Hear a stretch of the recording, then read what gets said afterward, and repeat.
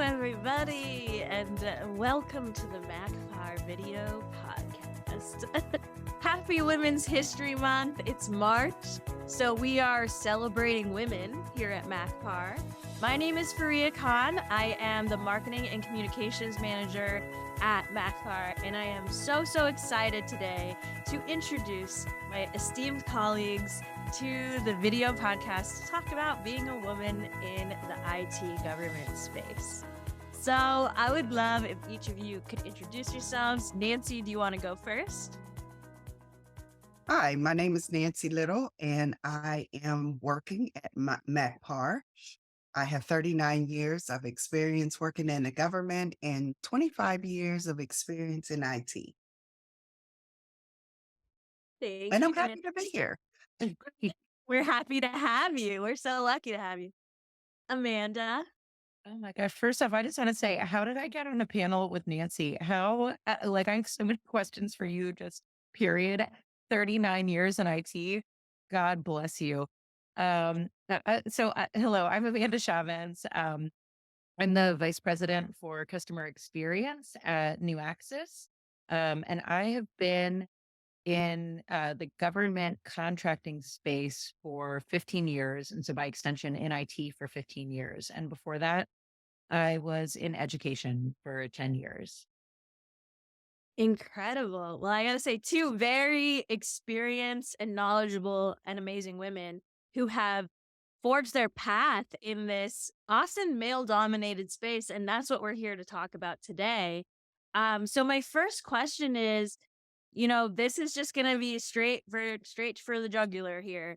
What has it been like for you as a woman establishing yourself in this government IT space? Nancy, do you want to go first? I can. For me, I believe it goes all the way back to my upbringing. I come from two parents who believe that no matter what you did, you just do a good job. You do your best. You put your best foot forward. And I mean, my mother used to say to me all the time, I don't care if you're a street cleaner, then be the best street cleaner. And I mean, that was her favorite saying. And even like to do the dishes, she would take me by my shoulders, turn me around take me to the end of the kitchen, take me by my shoulders and tell me, look at the kitchen. Are you satisfied? Did you do your best? Did you do a good job? Wow. And that kind of just resonated throughout my career for everything that I do. And so you have to understand, when I was growing up, I was growing up in the 70s. So I was in school in the 70s, but back then, when I came out of elementary school, went straight into high school. Wow. So from 7th grade to 12th grade, I was in there with the 12th graders, but as soon as you walk in the door, you get a guidance counselor. And being Black, I was told that my career path should be clerical, a secretary. And even though I came there on a full scholars program, I was in the scholars program all through my elementary. And when I came to high school, I was in their scholars program. But my track that they put me on that told me where I can get a job was clerical. So I had no desire to be a secretary, but that's the only training that I got. And I was so frustrated. There along the path, my sister got really sick. So my parents had they put a lot of stock in education and they put a lot of money away. But my sister got sick along the way. She was in a hospital for a whole year. My dad had to use the education money to pay for her hospitalization and all her medical costs. So he was very disappointed in me because he always said I was his smartest child. I was the youngest of four. When I decided I wasn't going to college, that I was going to go to work and I was going to help them pay their bills. Oh, he was He was so upset with me that he had told me he wasn't coming to my graduation from high school. And but I told him to just trust me. And I was determined with what they had taught me that I was going to do good and I was going to go somewhere in this world. And I told him, just wait and see.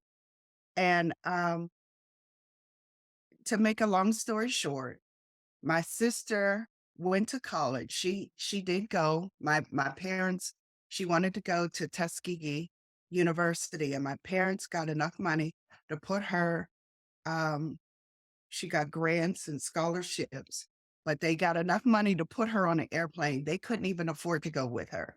It's the first time anyone in my family had ever even been on an airplane.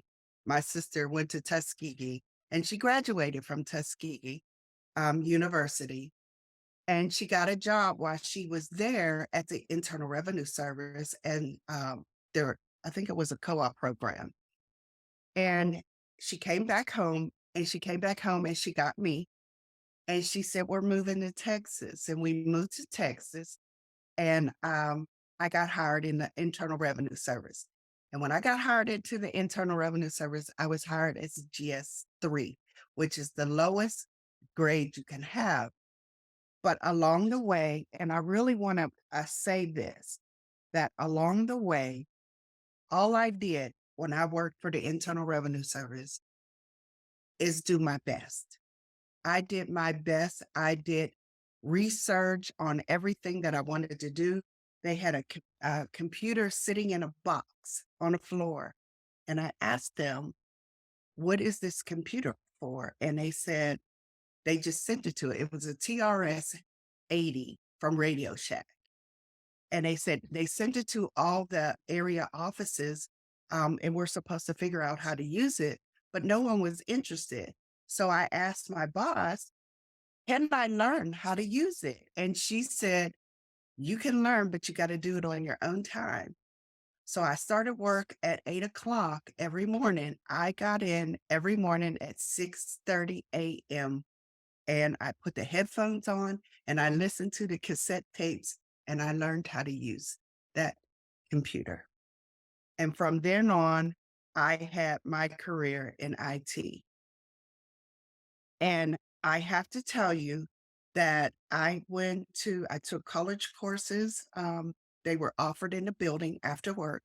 So after work, I would go up to the seventh floor and I would take the college courses offered by the community college for IT. Everything the IRS offered, every class they offered, every incentive to the tuition assistance that they offered, I took. And I learned, I took everything I wanted to learn in IT. I took the courses and I put in the work. And breaking into the world now, all of these classes that I would get, no one looked like me. And when I say no one, I mean they weren't female and they weren't Black. So first of all, I had to get over that uncomfortable feeling and telling myself that I did belong. Because a lot of people will try to make you feel like you don't. Um, but I knew that I did. And the thing was, when I was in school and they were putting me on this track, there was no choice of computers for me. But I love computers so much that my very first computer, I had taken a class. And in this class, this man he had a passion for computers. He made us take that computer apart and put it back together. When I got my very first computer, I took it every piece apart and I put it back together. But when I took it apart, my husband came home and he saw the computer apart and he thought, "What have you done?" And I said, "It's okay." And I can put this back together and it worked. And that's where I knew this is definitely for me. I never felt in it. Amanda, I have to tell you, it was 39 years with the federal government, 26 in IT. But that whole time, in IT, I never felt like I was working. I loved what I did. I loved what I did. And it wasn't hard for me. I had even, it seemed like when you work and you always work to do your best, that you seem to gravitate to others who work exactly like you. So they appreciate you, they respect you, they respect your IT, your credibility. So I really did not have that problem with the people that I worked with, um, be, because I was always prepared. I never went into a meeting and never said, I think. If someone asked me something, I made sure I had done the research and I can tell you for sure what the facts were.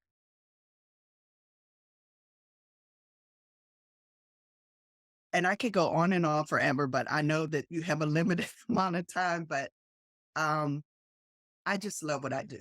I love what I do, and that's why I'm here at Makpar as a contractor, and working again for the Internal Revenue Service. Nancy, that was incredible.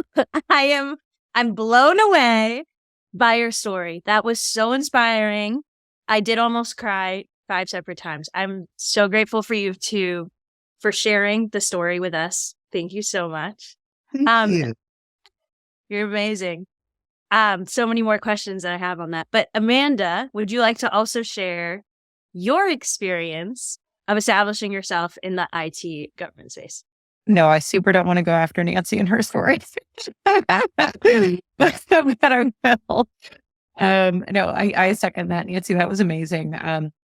So my story, and how I got into IT, it was honestly kind of by accident. So, I grew up in a rural farming community in Pennsylvania. So, like, we didn't even, by the time I graduated high school, I had seen a computer. There was a computer. It wasn't that antiquated. Like, I'd seen like the really old antiquated versions, but like the new, like more modern versions of those computers where you could actually go on and use the internet, started to come into fashion by the time I was a senior in high school. So by the time I went to college, and I'm also a first generation college graduate, I barely knew how to turn on a computer, to be completely honest with you. Um, so after going to college, I went into education because, again, being a first generation college graduate on both sides of the family, I just saw going to college was such a transformative experience for me because it was, again, growing up in a rural farming community, the education wasn't, excuse me, it wasn't like stellar. No offense to anybody from my high school who might be watching this at some point. We all did great.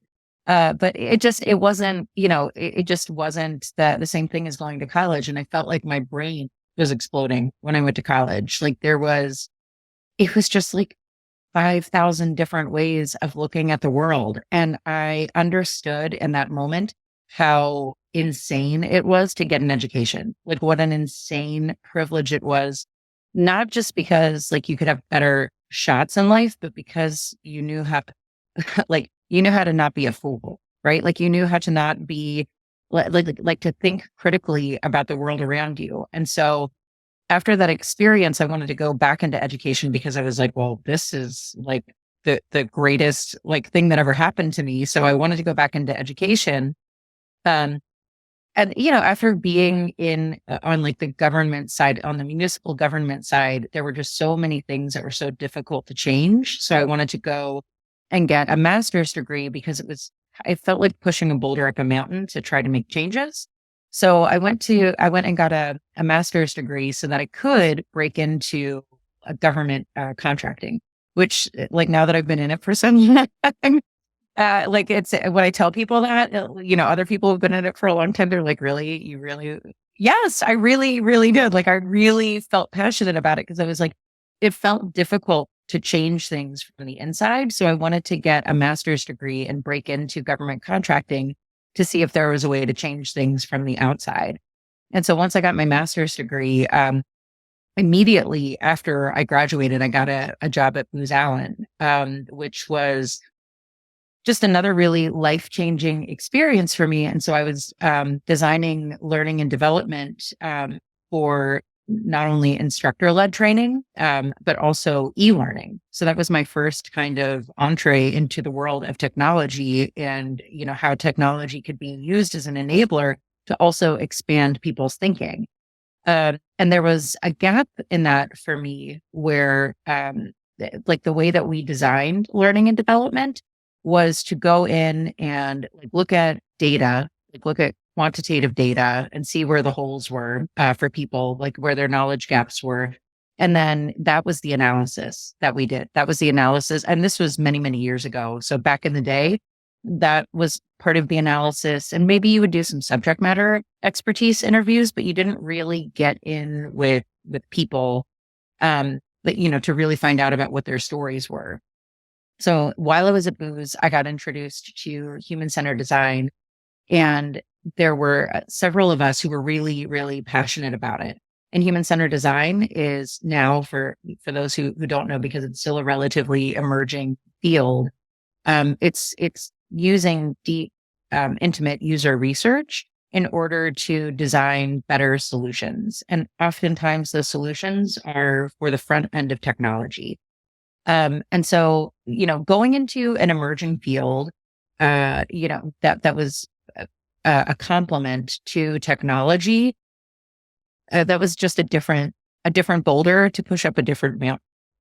Because, the federal government, really at the time it was so nascent as a field anyway, and it was even more so to the federal government. So having to be, to go back to the part about what it's like to be a woman in technology, I mean, I think that to go in and talk about, to present something new, not only to the government, but also to internal organizations, because I've started up human-centered design practices now in 3 different organizations. Every time that's a little challenging, because not only are you working in a completely male-dominated room, when Nancy was saying that there was, nobody who looked like her in any capacity, when you started taking those computer classes, I would argue that even like 13 years ago when I was starting this, there was nobody in the room who looked like you, Nancy, or, both of us as women. Like those were still pretty much all male spaces to go into. And then when you want to start talking about feelings, it was adorable. Like, I mean, I guess I should be grateful that nobody like kicked me out, but like, and I have a very difficult time, sort of code switching. I really do. Like I have had a very, very difficult time with that. So for me, going into these rooms and sort of presenting as I am was not always welcome. And I just have a very, very difficult time shifting gears to try to be somebody else. But by the time, at some point in my career, I became an executive for the first time. And that was sort of the first time that I really had to think about code switching and sort of twisting myself into a pretzel to be in a room with all male, mostly all male, all white executives trying to advocate for that we should do things on behalf of humans. And I don't want to disparage anybody. I think that the world that we're in right now is set up for thinking about profit and thinking about outcomes and thinking about ROI. And I think there's a shift that's happening. Hence like the federal government is now buying human-centered design. So many government contractors are now adding human-centered design and customer experience and user experience into their practices. But that being said, it's still, we're still all beholden to these structures. And I don't have to, the good news, I think, is that I don't have to twist myself into a pretzel as often anymore.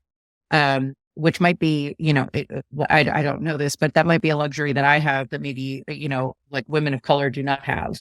But I know that, I'm happy to see some sort of a shift to embrace, thinking beyond just pure profit and just ROI to think about the human element of this. So I will say that I think, being a woman in this space for me, it depends on the room that I'm in, to be honest with you. It's gotten easier in some ways over time and it's stayed exactly the same in other ways. But the fact that it doesn't feel as uncomfortable as often, at least being in executive rooms now, for me is a big sign that, hopefully there's a shift going on. Thank you, Amanda. That was so incredible. I'm so inspired by both of you. This is just really amazing to hear both of your stories. It's really inspiring for me, and I'm sure it's really inspiring for everyone listening. So my next question is, now that you've told us your own personal stories and your own paths into this field, what is your advice for women that are looking to establish themselves and break into this field, who might feel discouraged by what you talked about, by everyone not looking like them, in certain spaces that they're in? Or what if they're angry about that? Or what if they're frustrated by that? Or what if they feel discouraged, like Amanda, like you were saying, when they want to bring the user's emotions to the forefront, and the people in charge only want to talk about profit? Or, Nancy, how you found your passion with computers and IT, but did you ever feel discouraged that you were in spaces where people tried to make you feel like you didn't belong? So I would just love to hear your advice for women that are looking to break into this field and establish themselves.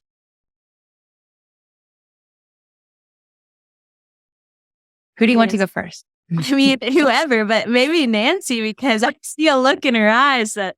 Well, I know I was thinking, and I think it was mainly like Amanda said, when we were in classes, there's so many times that you go to these classes and they are male dominated.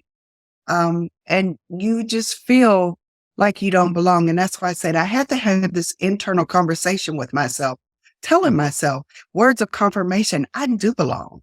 I'm just as good as they are. I love computers. I have a passion. I have people that I work side by side. And when they left work, they left all of it behind. I mean, they never even touched a computer when they went home. So, to me, that was not a passion. And I find myself telling them the same thing over and over again. And I think that has to do with your passion. So if you're going into the IT, my advice would be, if you're going into the IT field, make sure this is your passion. And if it is your passion, I will tell you, you'll never work another day in your life. But don't let anyone discourage you from your path. That is your path, and that is the path chosen only for you. So don't be discouraged. There are going to be some things that will try to discourage you along the way, but you have to stay focused on what your passion is and what you believe is your path. Everything, and I look back on my career, I believe that I was right where I was supposed to be when I was there. I always believed that my steps were guided by, I'm just going to say, by my God. And that's what my prayer was all the time, was to just guide my steps and make sure that what I'm doing, whatever I'm doing, that I'm doing to serve people. I am, even when I went into management, with the attitude that I was a servant, and I was there to serve my people. I was there to move obstacles out of their way so that they can do their job and be successful at doing their job, because that's what I wanted. And that was one of the reasons why I went into management, is that I wanted to be the manager that I was looking for and that I didn't seem to ever find, one who cared, and the very first leadership class told me that people don't care how much you know until they know you care. And you have to show them that you care. And so I was very big on that. And I felt the same way with customers. When I deal with customers, I want them to know that I care. So I'm listening. I had to learn listening skills. You have to learn communication skills. And then you have to look at yourself and see what are your weaknesses and be honest with yourself. One of my weaknesses was I was really intimidated about speaking publicly and speaking in front of people. Well, you can't go into management and not want to speak in front of people. You can't go into IT and when you're trying to teach people and be afraid to speak in front of them. So then I found out, hey, it's not so bad when I have a passion for what I'm speaking about. And I can go on and on forever now, but I used to be so afraid that I would, I get sick to my stomach. And I had to overcome that. So one of the things that helped me overcome that was in my church. I would just volunteer to do small things, speaking in front of women where I felt comfortable. And so on our Women's Day program, I would volunteer to do several things until one Saturday I did a whole workshop. So there are things that what I say is continuous improvement on yourself. Never stop improving yourself. Never stop learning. And also know that people, whether they're new, a new employee, a new coworker, whatever, you can always learn from them. I don't care how old they are. I don't care how young they are.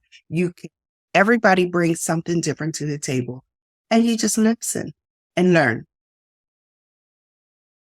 That's so beautiful. That's so beautiful. And I love that you found your church community to be a resource to help you practice that skill that you then brought to the workplace. I think that's really incredible. That was a great response.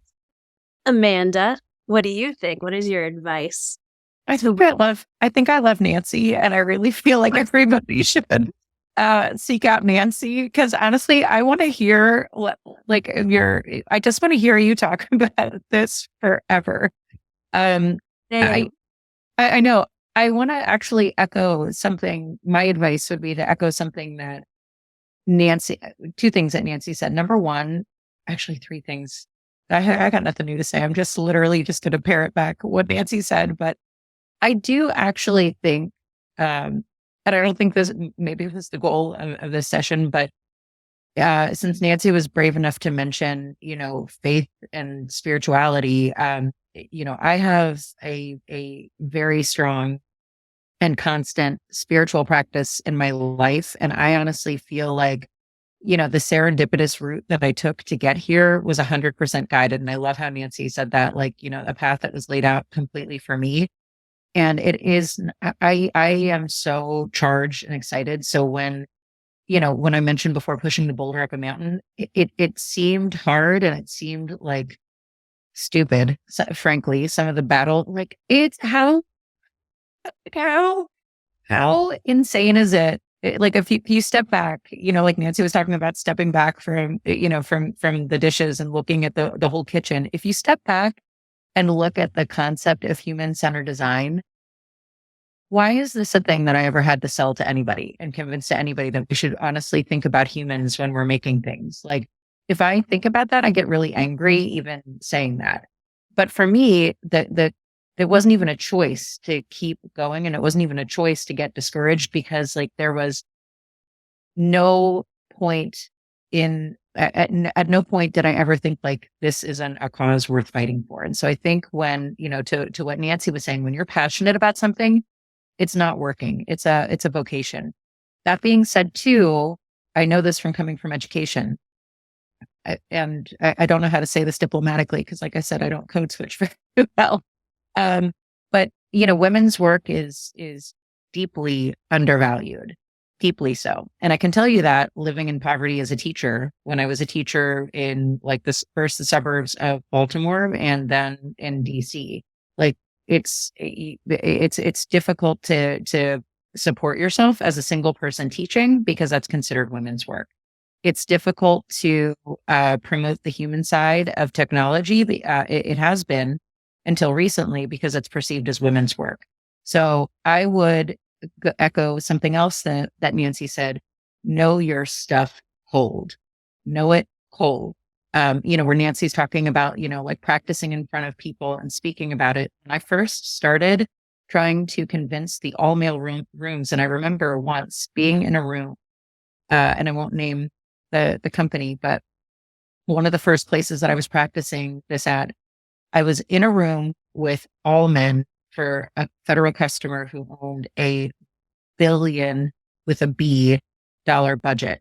And every male executive at this company was there. And, we had been rehearsing our pitch to sell human centered design to this person. And it was honest. I'm probably exaggerating this in my head, but it felt like we had somewhere between 20 and 30 just men in the room. And they were all giving their pitches because, they were salivating that this guy had $1 billion budget. And we, gave our pitches.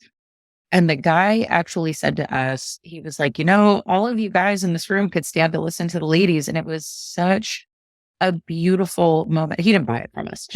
Just that, but to have that sort of validation, it could only come from knowing this stuff and not having any holes in it and making it airtight, because you don't, unfortunately, as a woman in technology, you have to be, you already kind of have, some strikes going in against you because people don't think that you get this stuff anyway. And so, especially then if you're going to try to talk to them about something dealing with, humanity and thinking about how people are experiencing your technology, it's a tough sell. And most of the rooms for that back in the day were pretty rough. So you have to know it cold, and you have to come up with all of the counter arguments that somebody's going to make and have an answer for that. So I think Nancy said something else that was really brilliant, but I think I've lost that now. Oh, the other part too. The other advice that I would give, and this is only something that I've been able to do mercifully since entering the ranks of my 40s, but as a woman, and going back to the part where women's work is undervalued, and we're I think since the Lilly Ledbetter law came into place, we're there's more transparency about salaries. But there's some statistics that still say that women are making, instead of 73 cents to every dollar a man earns, I think it's up to maybe 80 cents, and for women of color, it's less than 73 cents. So there's still this enormous gap. I fight for my staff everywhere that I've ever been. I have fought for my staff, which has largely been all female because of the work that I do. I have fought for my staff to get parity. I have fought only recently in my 40s, has that even been a thought in my head to do that for myself?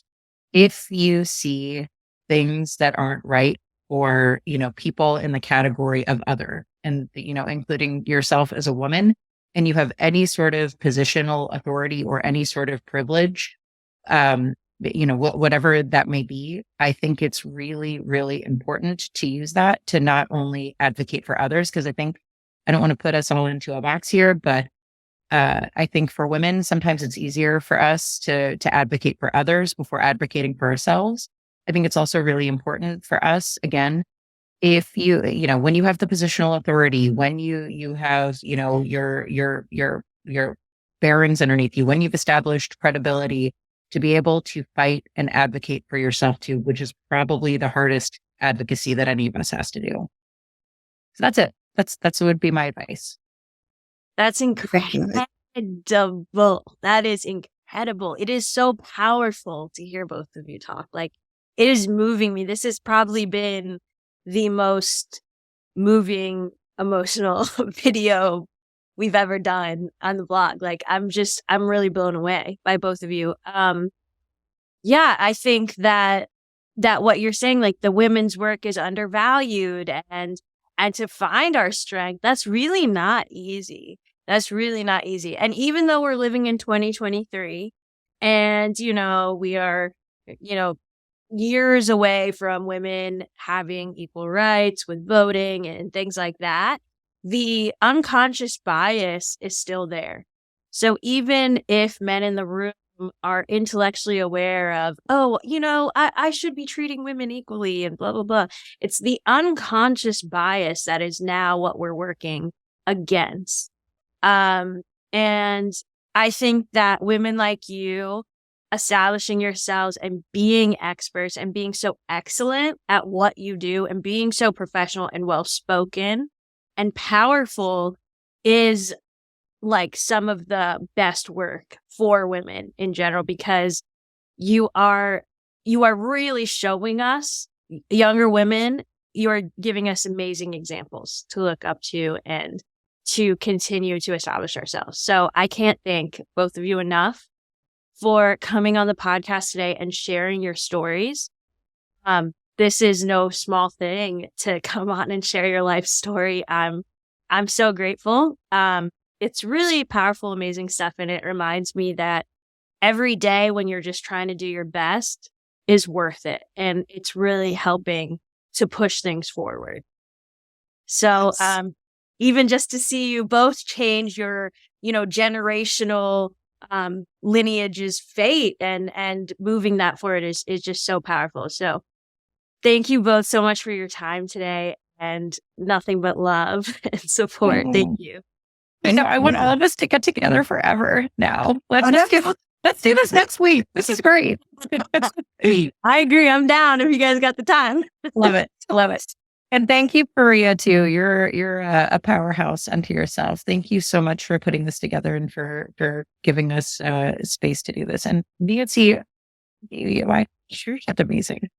Well, I want to just put it's just leave with one little thing here. It's in honor of Women's History Month. I do want to say, and Amanda, takes off from what you said, that if you're in a position where you can help someone, to do that, because I want to make known that I didn't do everything and get where I am today by myself.